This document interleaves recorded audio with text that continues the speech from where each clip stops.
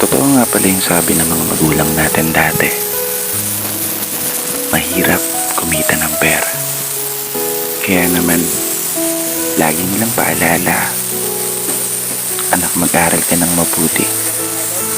Dahil yan lang ang sandata na maaari naming maipamana sa'yo.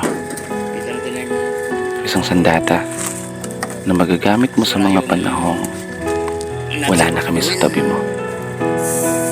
Para gabayan ka o itama yung mga mali na pwede mong maging desisyon, lalo sa sitwasyon na tanging sarili mong lakas ang ituturing mong pundasyon para harapin yung mabibigat ng mga pagsubok at taman.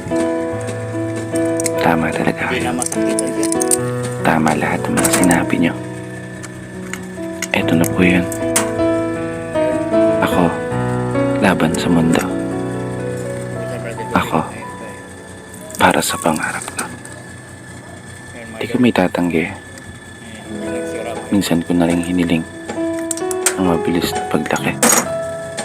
Dahilan para ang inyong mga pamana at paalala ay nagawa akong may santabi. Aminadong nakagawa rin ng pagkakamali.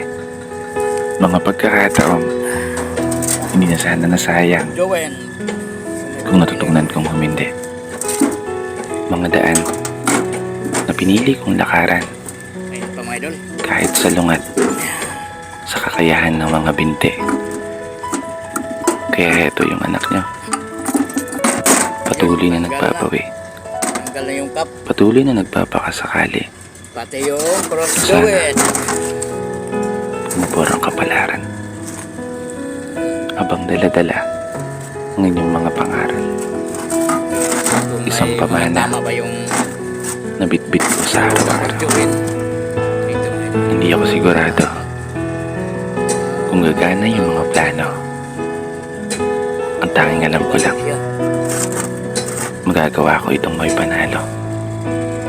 At sa araw na yun, pangako, ayun na, Lahat gumagulong.